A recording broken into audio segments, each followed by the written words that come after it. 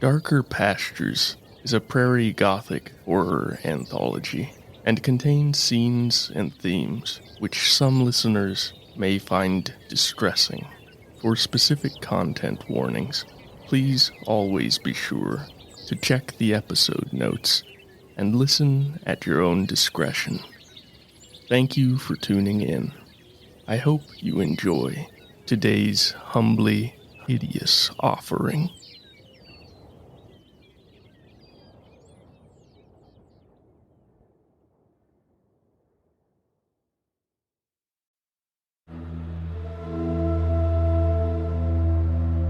Episode 27, Corvidae, Part 2.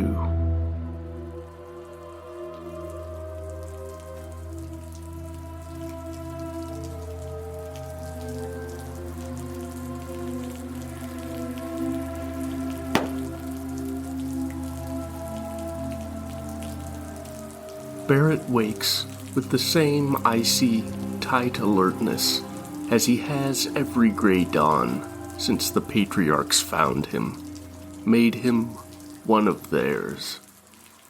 That they did not recognize him, he is unsure whether to consider fortune or bane.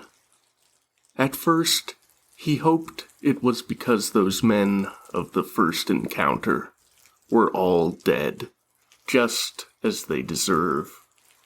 But when he looked first upon the sprawling, squalid chaos that is Tabernacle City, he realized it was merely a matter of numbers, of probabilities.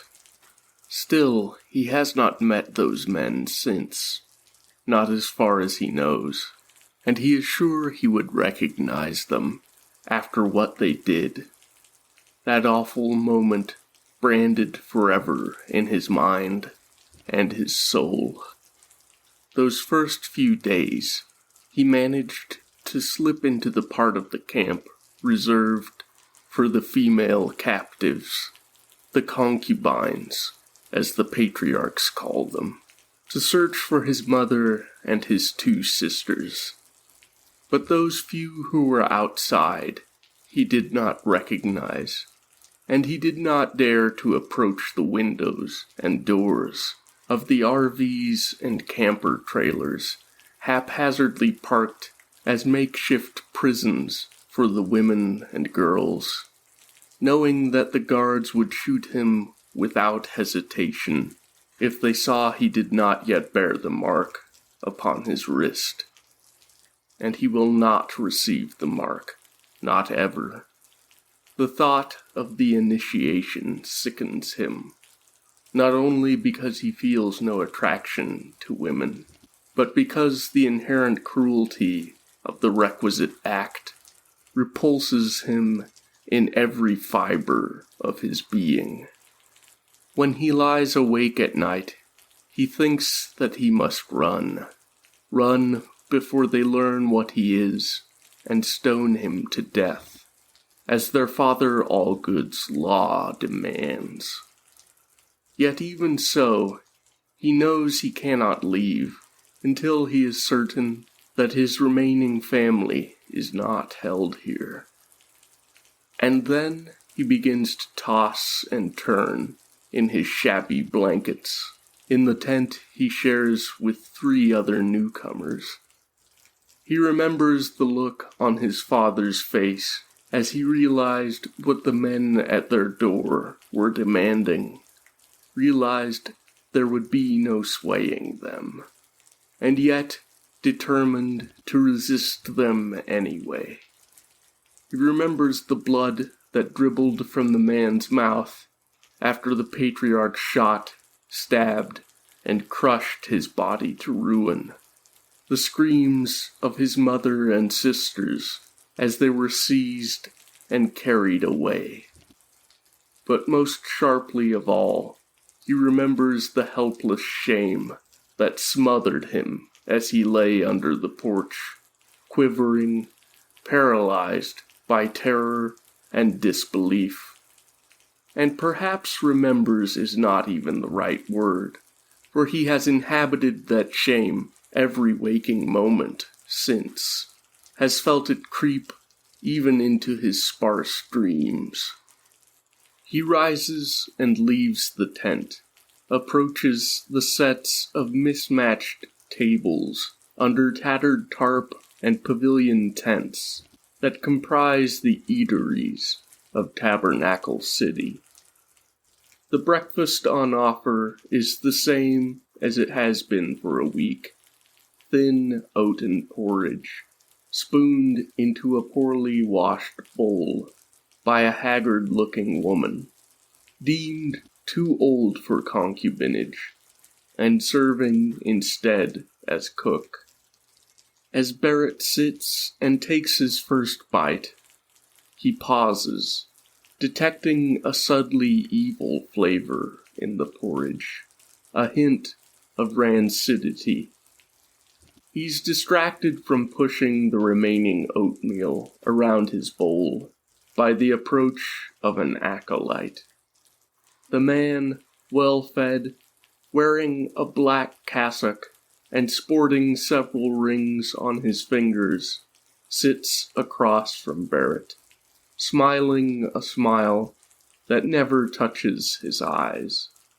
The man bids him good morning, and without even waiting for a reply, tells Barrett that he's been assigned a very important task, one which will earn him favor among the faithful, a first step on the path to a lasting place among God's sons.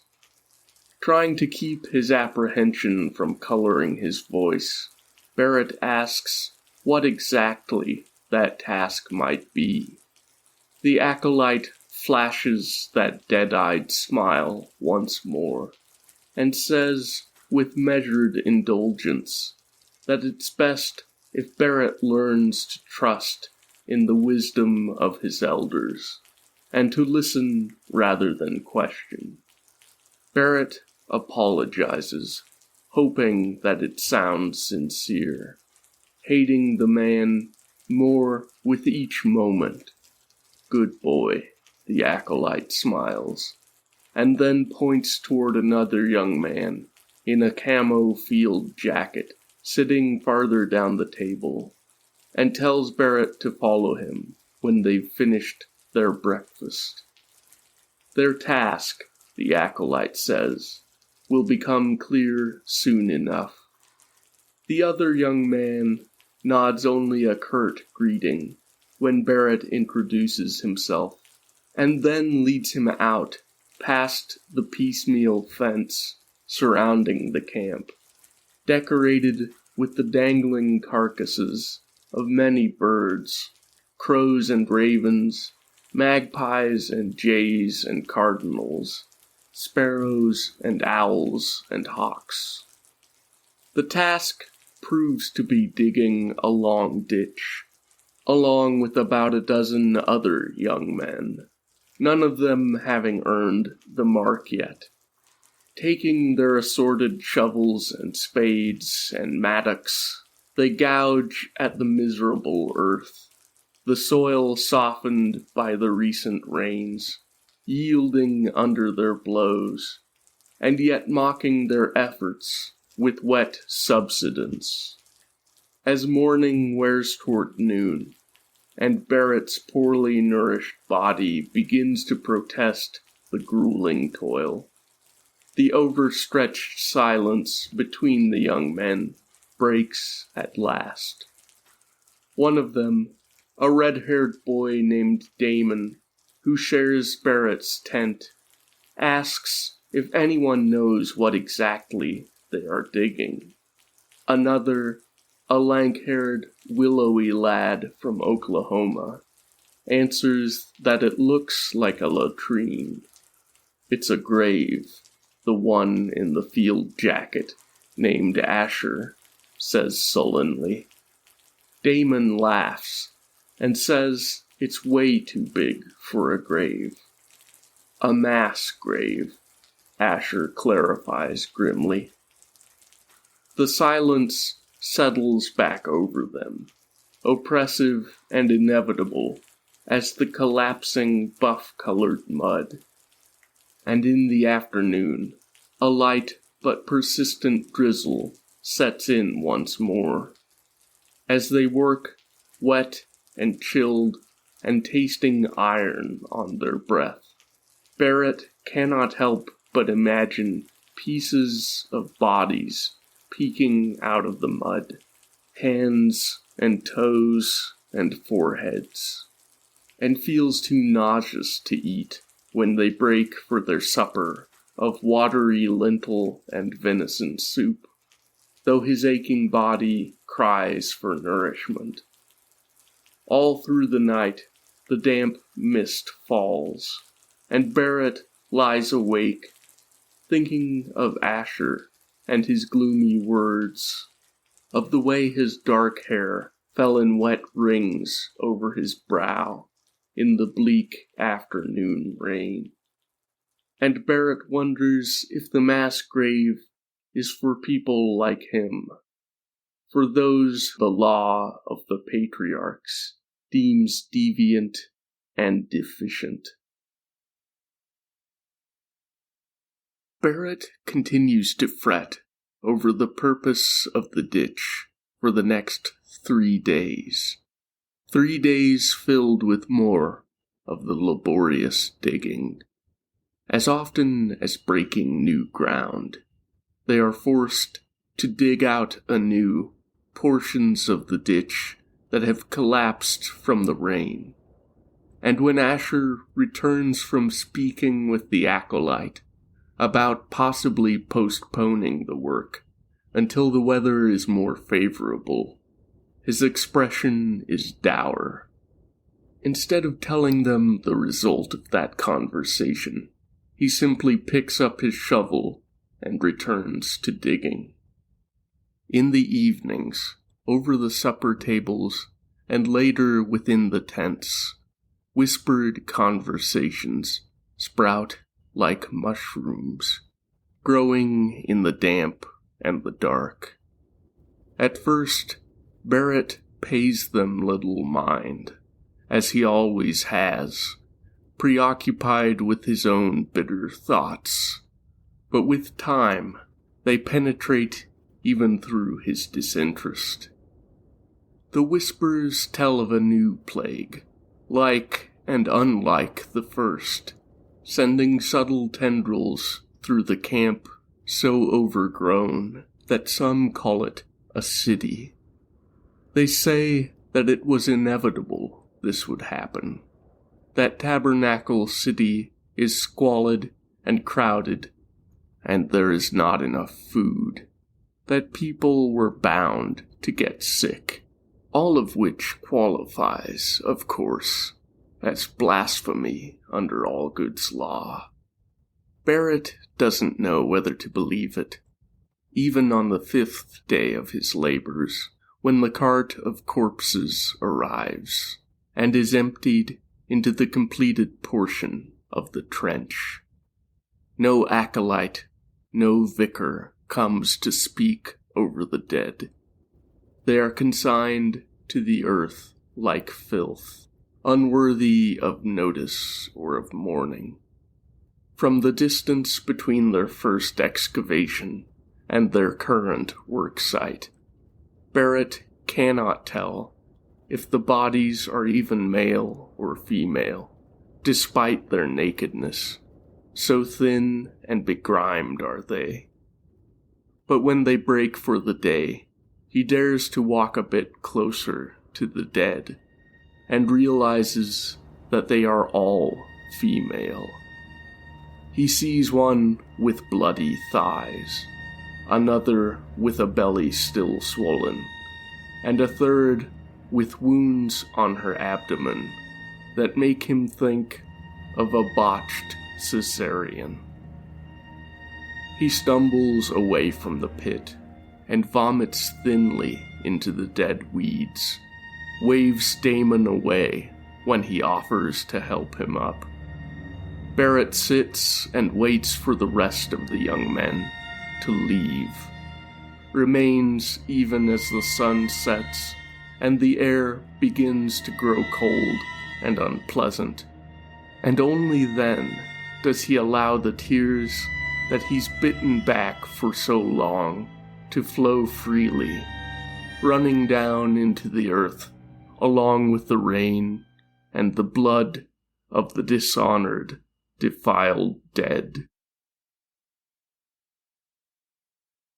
More digging, more carts, more dead. The whispered rumors have swelled into open conversation, and grow still as the carts begin to arrive, filled with dead males as well as females.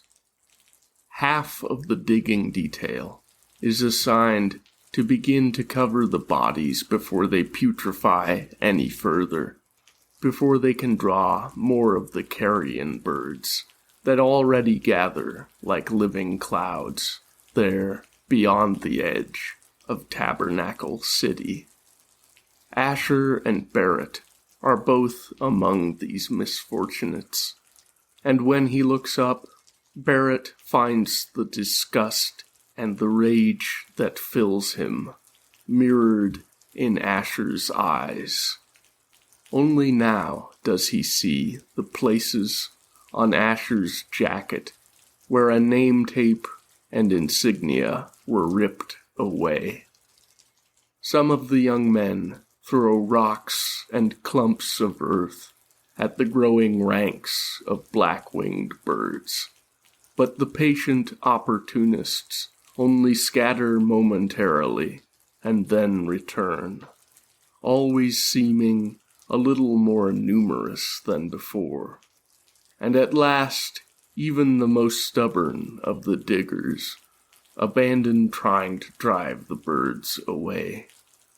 They begin to work listlessly, accomplishing in a day what they used to complete within a few hours, and it seems to Barrett that something has fallen over them, a shadow too wide and too deep for any of them to fully comprehend or even perceive its source, like the looming footfall of some cosmic titan, descending with infinite graduality.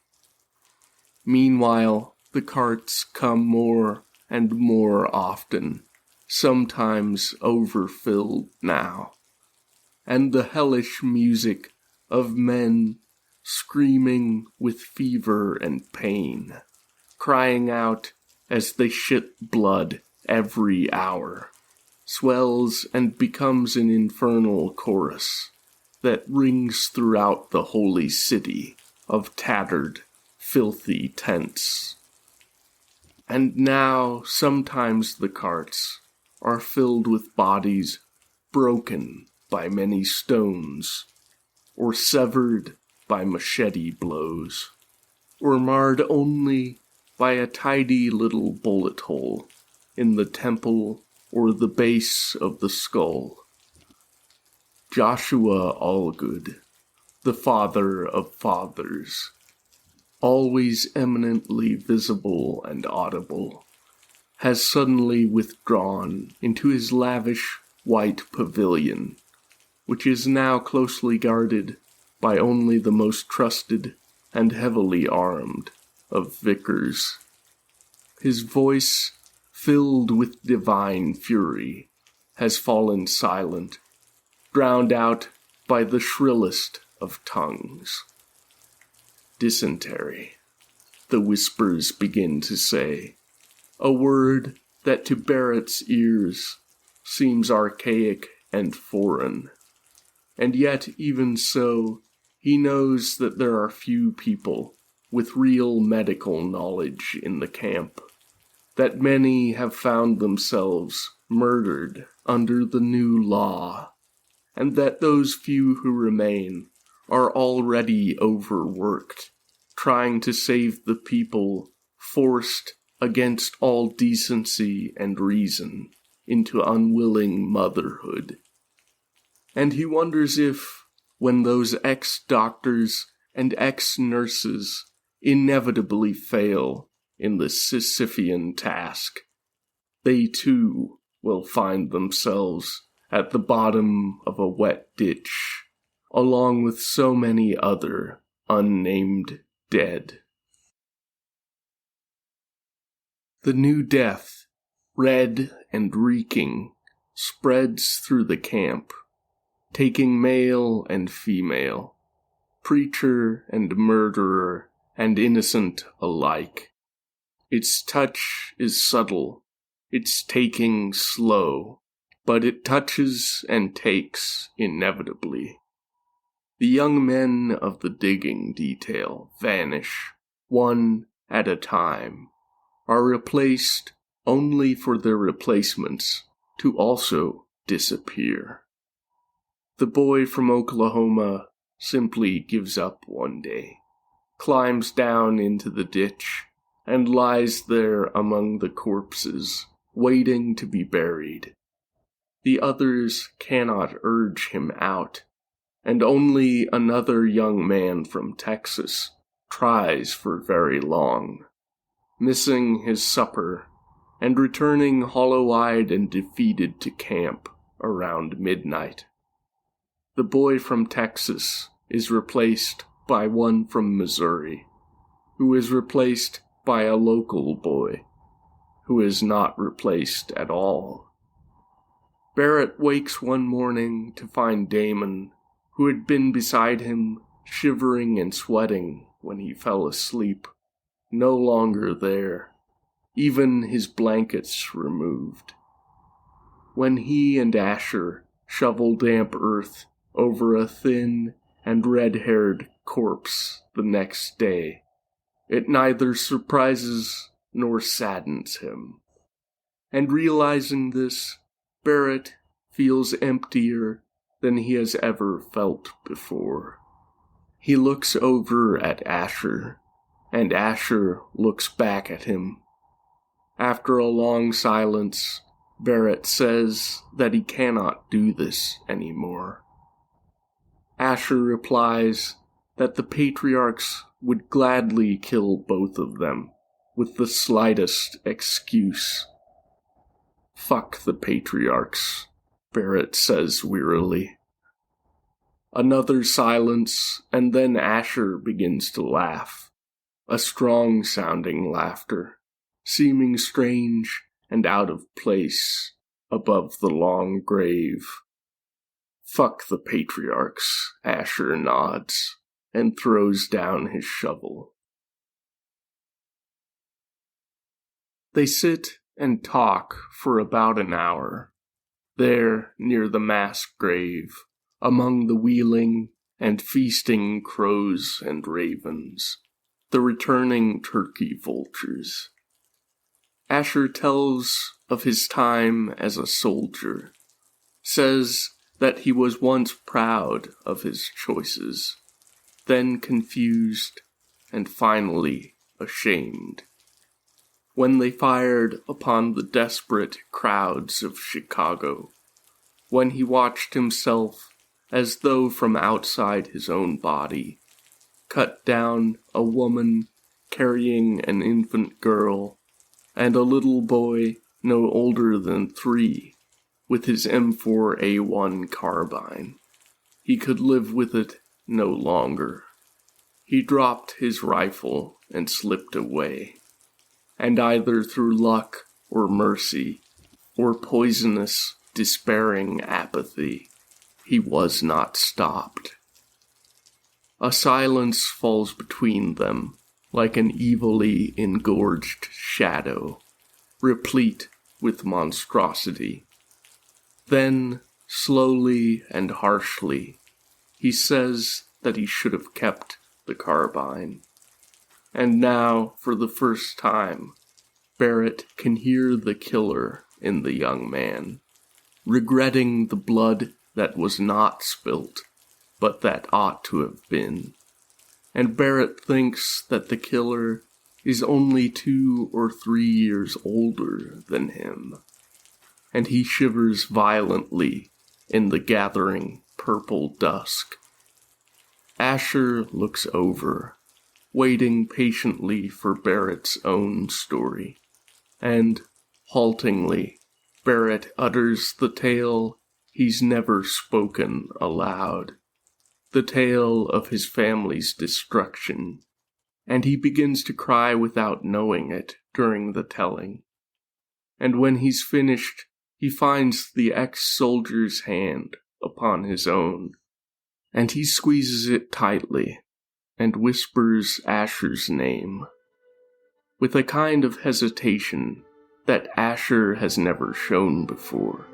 He says that his tent is empty now, that all his bunkmates are gone. And, mirroring that hesitation, Barrett says that his are all new, and that none of them would miss him. Then they hesitate no longer, and they walk together away from the place of death, through the pooling darkness, toward the empty tent.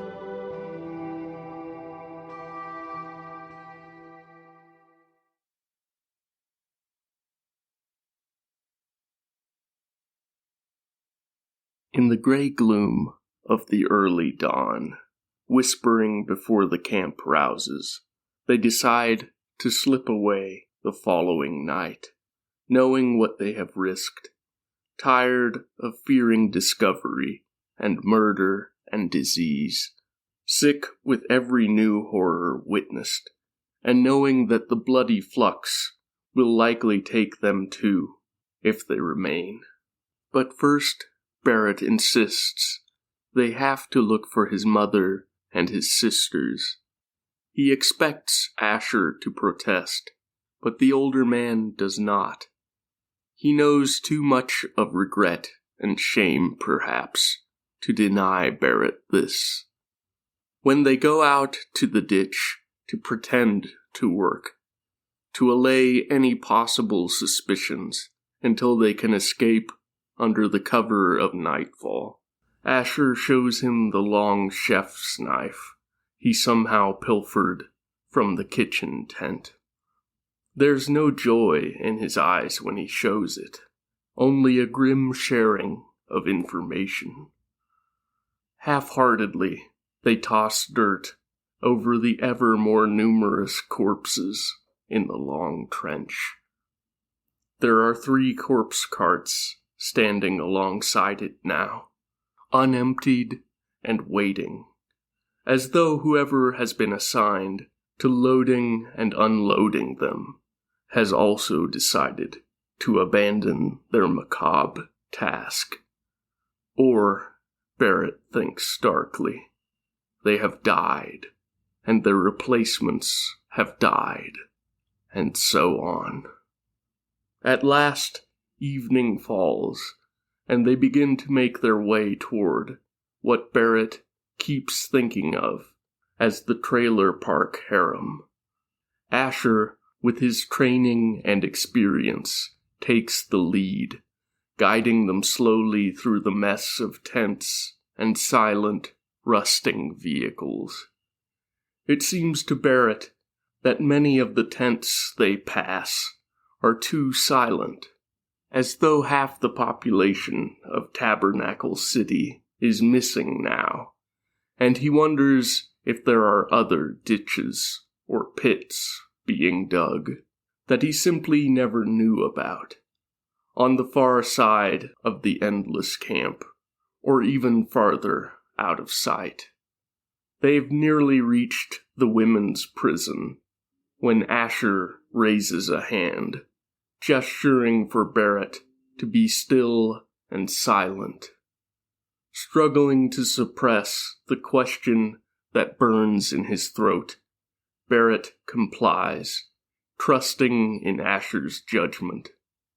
Then he, too, hears the words, being borne faintly upon the damp earthen breeze. The words of the father of fathers, Joshua Allgood, sounding hoarser and frailer, and yet more frighteningly convictional than he ever has. Father Allgood is saying that the whore of Babylon walks amongst them, and that the Lord has turned away from them, because they have tolerated her insidious influence.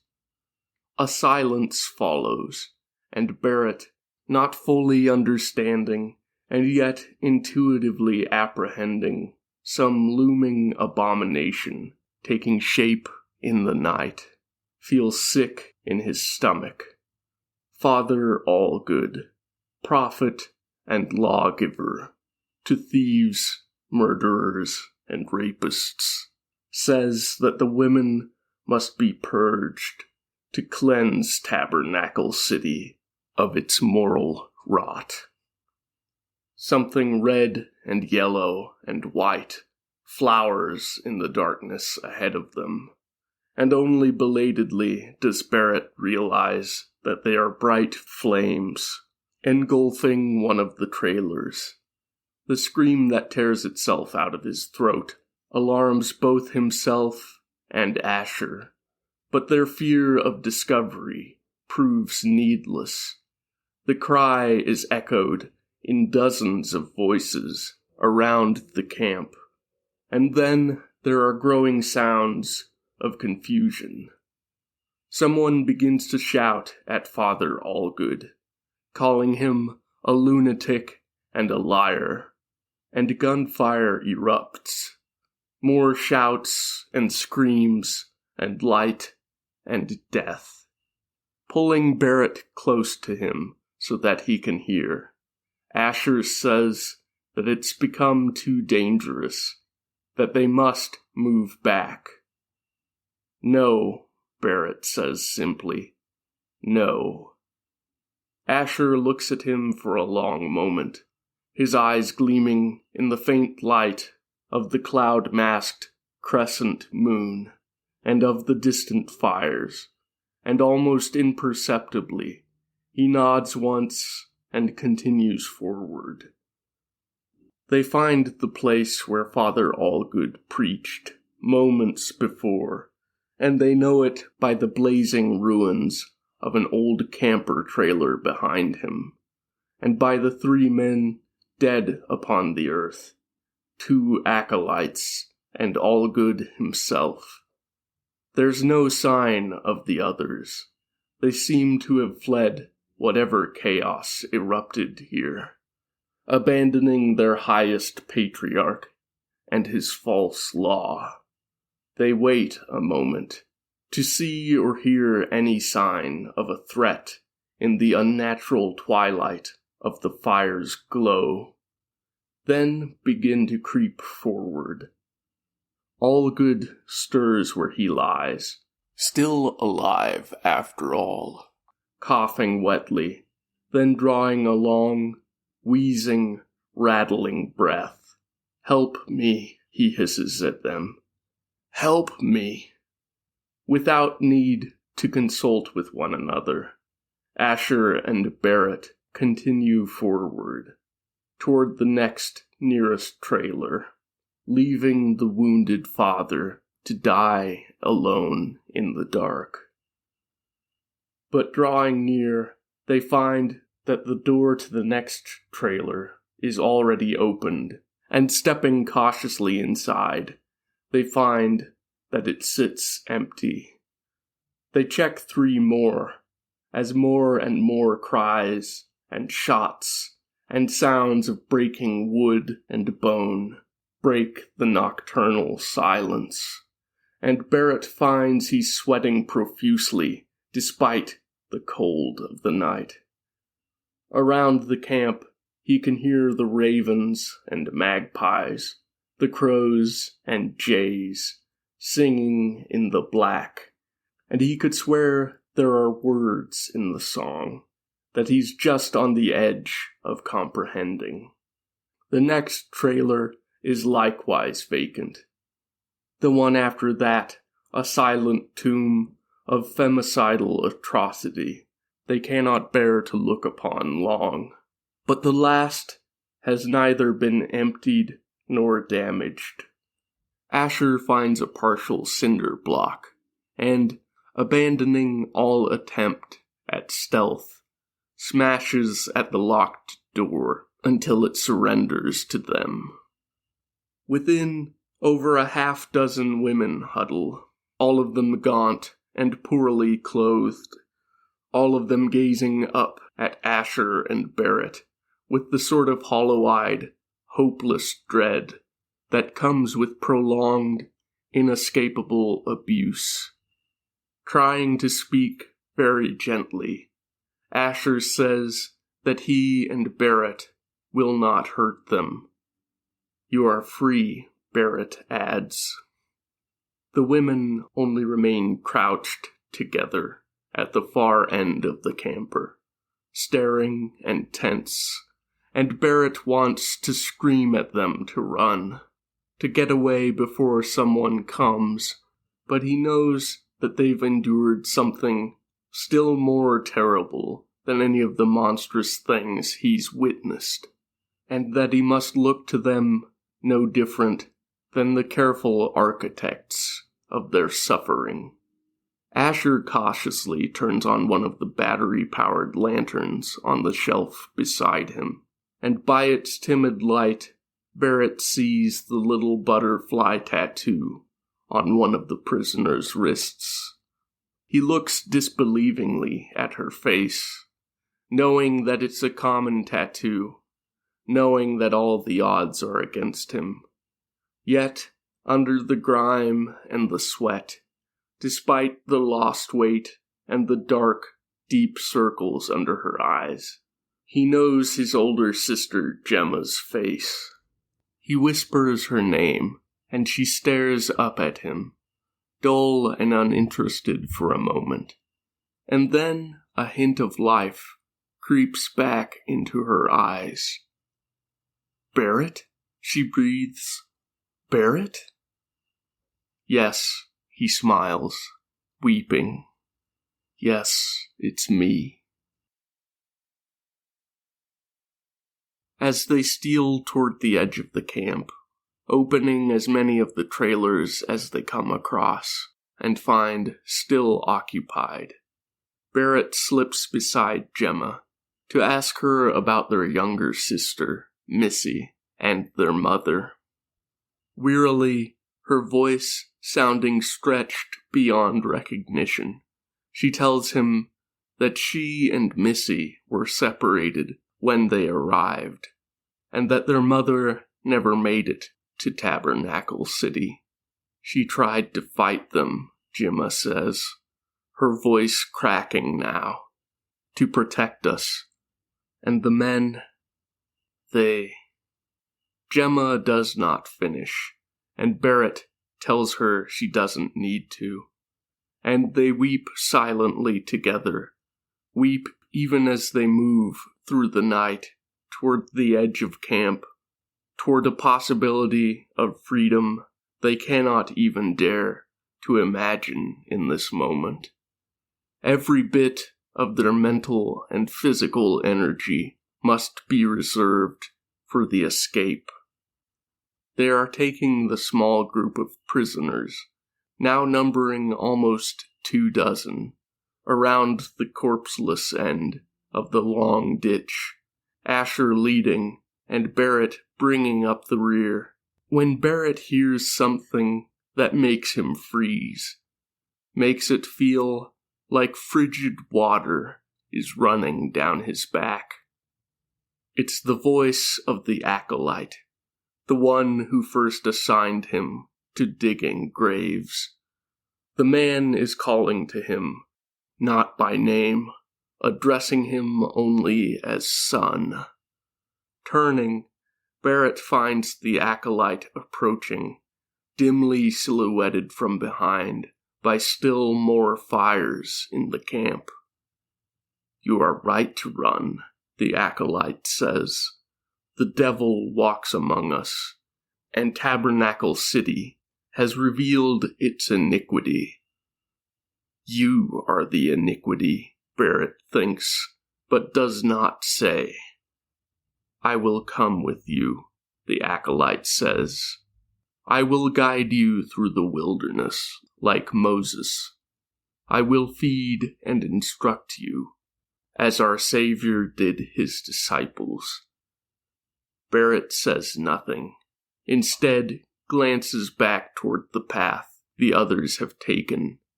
He can see them no longer. They have slipped away into the dark.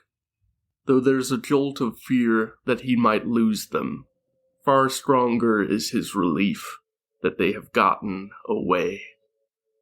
"Pray with me," the acolyte says. Barrett crouches and reaches down into the pit, where a discarded shovel stands planted in the sodden earth, and takes the handle firmly in one hand. The acolyte approaches, kneels before Barrett, and begins to whisper words into the chill air. "Heavenly Father, guide us away from the destruction of this new Babylon, where the wicked wiles of women have once again misled the righteous." Barrett stands, pulling the shovel free and swinging it with all the strength his underfed body can muster. As the acolyte's face splits beneath the blade's edge, a black cloud of shrieking carrion birds rises from the drowned weeds and grass and feral grain around them. "Run," they scream. "Run." The acolyte falls to the ground, heavy and limp, and his limbs twitch spasmodically, and then he's still. And Barrett does flee, running wildly through the prairie, partially blinded by tears and by a spattering of what may be mud or may be gore, following the path that the others have taken and praying internally to no one in particular, that he can only find Asher and Gemma once more. "Run," the crows and ravens cry. "Run." Tabernacle City burns and bleeds and devours itself, and the moon looks down, untouched and pallid as the spirit of justice.